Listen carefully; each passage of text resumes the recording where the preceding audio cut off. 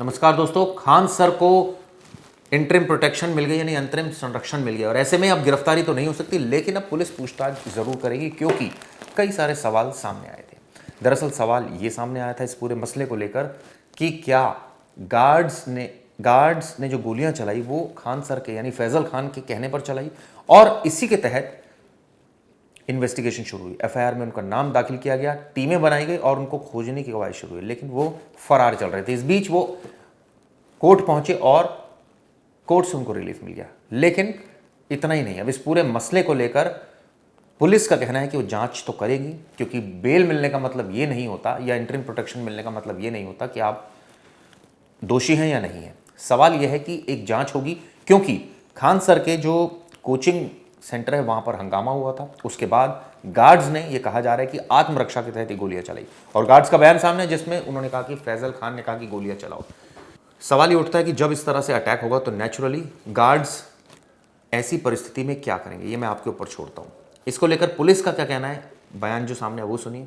कि पटना पुलिस ने कहां लापरवाही बरत रही कि फैजल खान की गिरफ्तारी से पहले उन्हें अग्रिम जमानत मिल गई। इसमें एक कोर्ट की प्रक्रिया पे कमेंट हम लोग नहीं कर सकते। एक सवाल लगातार सर एक सवाल पूछा जा रहा है सर एक सवाल पूछा जा रहा है सर लगातार अपोजिशन की तरफ से, रोशन सर की तरफ से खास करके सवाल आ रहा है कि उनको गिरफ्तार कर लिया गया सर, लेकिन जबकि आरोप लगे खान सर के ऊपर उनको क्यों लेट किया गया सर, उनके ऊपर क्यों इसमें जो भी है वो अनुसंधान का विषय है और आप लोगों को इसमें अवधि कराया गया है, और जैसा आगे का भी रहेगा वो आप लोगों को अवगत कराया जाएगा। इसमें देखिए, ये उनके पहले की बात है। जो हमारा अनुसंधान का विषय है वो हमारा अनुसंधान चल रहा है, हमने जांच के लिए भेज दिया है और जैसा वो रहेगा आगे का जो जो मांगा जाएगा वो हम लोग उपलब्ध कराएंगे। Sir Patna police high court move नहीं करेगी इस मामले में? हमारा काम अनुसंधान करना है, हम अनुसंधान करेंगे, अनुसंधान के आगे जैसा आएगा उसमें कर रहे हैं। सर दो गार्ड्स के अलावे भी और भी गार्ड्स के पास हथियार। देखिए, जैसे मैंने बताया कि जो फायरिंग के मामला आया है और उसी के तहत में जांच की जा रही है, और अगर इसमें अन्य लोगों की भी जिम्मेदारी आएगी उनके भी आंस किए जाएंगे जो लाइसेंस है, और जैसा आएगा उसका आगे कार्रवाई की जाएगी। तो आपने सुना, पुलिस ने इस पर बयान भी दिया है। अब इसको लेकर उनके अधिवक्ता का बयान सामने है, जब उनको इंटरिम प्रोटेक्शन मिली उनका क्या कहना था ये सुनिए।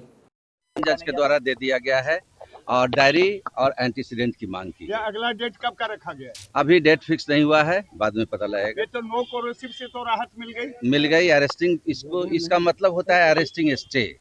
The police can not arrest the person. तो अब वो खुल के बाहर भी आ सकते हैं? एकदम आएंगे ही आएंगे। बेल पे क्या बातचीत हुई है सर? क्या बेल ही पर बहस हुआ, इसलिए इंटरिम मिला है उनको। Interim protection bail, anticipatory bail में ही इंटरिम प्रोटेक्शन मिला है।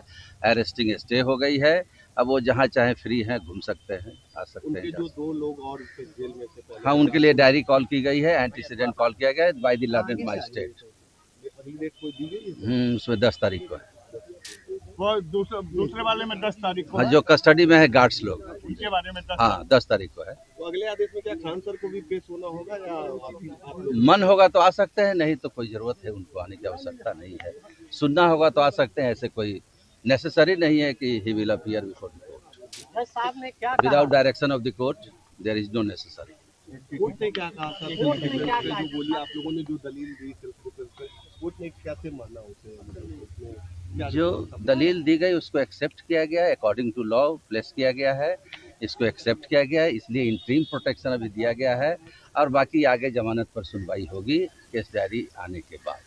तो आपने सुना कि इस मामले में दोनों पक्षों का क्या कहना है। मुझे याद है जब फैजल खान इस मामले में फरार नहीं थे, जब ये पूरा वाकया हुआ था, तो उनकी भी एक बाइट्स सामने आई थी, यानी उनका भी एक बयान आया था जिसमें उन्होंने बताया था कि पूरा प्रकरण क्या है, कौन इसके पीछे है, और जाहिर है कि अगर गार्ड्स गोली चला रहे तो उसके पीछे मकसद क्या रहा होगा। क्या कहना था उनका, सुनिए। उस समय कहाँ थे आप लोग? आते तब पूछते कि आपको कैसा लग रहा है यहाँ? सुरक्षा के लिए कहीं आवेदन दीजिएगा? हम देंगे, यहाँ पे पुलिस तो आई है, यहाँ पे अब देखते हैं पुलिस का क्या इन्वेस्टिगेशन। कौन हो सकता है इसके पीछे? बगल की कोचिंग वाला है, सबको पता है कौन हो सकता है यहाँ पे। हाँ, वो बयान भी दिया है, कहा कि खान सर का कोचिंग 2 दिन में उड़ा देंगे यहाँ। तो आपने सुना तीनों लोगों की बाइट, पुलिस की, लॉयर की, और इस मामले में खुद खान सर यानी फैजल खान की। लेकिन अभी भी ये प्रकरण थमा नहीं है। क्यों?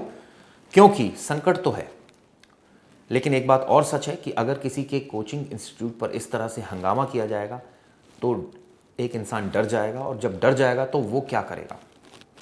गार्ड्स अगर अपॉइंट है किसी भी जगह पर और अगर उनके पास एक लाइसेंसी हथियार है तो वो किस लिए है, वो इसीलिए कि जब कभी विकट परिस्थिति आएगी या आत्मरक्षा की बात आएगी तो उसका इस्तेमाल किया जाएगा। क्या इसी के सेंस में ये इस्तेमाल हुआ है, जांच जारी है और उम्मीद करते हैं जो सच है वो ज़रूर सामने आएगा। ये वीडियो कैसे लगी बताइएगा। धन्यवाद।